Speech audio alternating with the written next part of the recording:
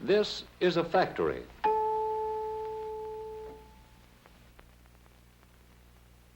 This is a machine in the factory. This is the workman who tends the machine in the factory.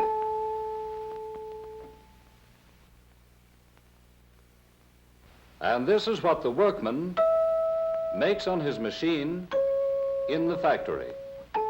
This is a widget. A widget might be a radio, a refrigerator, a musical instrument, or a motor car. A widget, you know, is just a symbol for any manufactured product that people use. Inside the widget factory, there are lots of widget-making machines. And the skilled workmen who run these machines turn out the finest widgets you've ever seen. They're as modern, attractive, and efficient as careful design and fine craftsmanship can possibly make them. People will certainly want to buy these widgets because they are so fine and up-to-date. Here comes a man now with money to buy a widget. Here's a farmer. He needs a widget on his farm, and he's in a hurry to buy one. Here's your money, Mr. Widget Maker, and here's your widget, Mr. Farmer. That's all there is to it. The deal is completed. Everyone is happy. The widget maker has the money, and the farmer has his widget.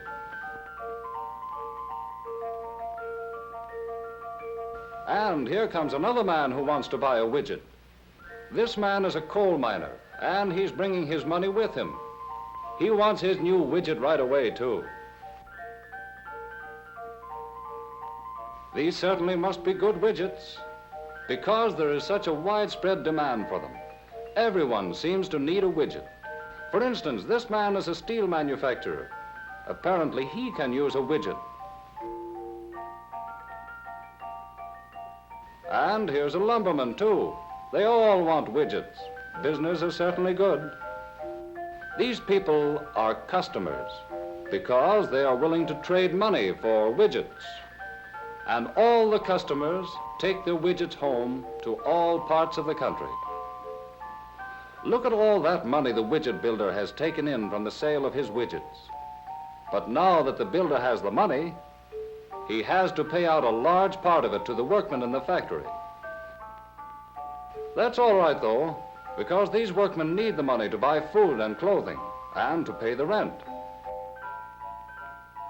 And maybe even a lot of them will want to use some of their money to buy widgets for themselves.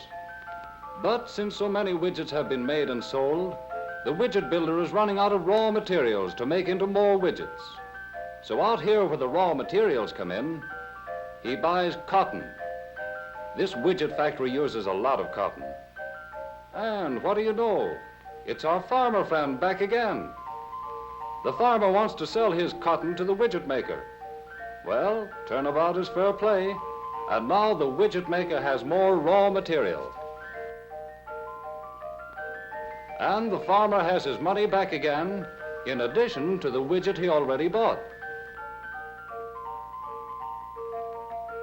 The widget maker needs coal and steel and lumber, too. So here are the coal miner and the steel man and the lumber man to sell them. Just a little while ago, these men were the widget maker's customers. But now the widget maker is their customer. He has money to trade for raw materials, a lot of different materials from a lot of places. So the widget maker is a buyer as well as a seller. Evidently in this widget business, somebody is always buying and selling. Everybody is somebody else's customer. The raw materials that the widget maker buys, the products of field and mine and woods and shop, go into one end of the machine, and out of the other end of the machine come nice, new, shiny widgets. And that's all there is to it when everything runs as smoothly as it does in this factory, with men and machines all at work. This factory becomes a beehive of activity, selling widgets, buying raw materials, making more widgets. A number one widgets that any customer would be glad to have.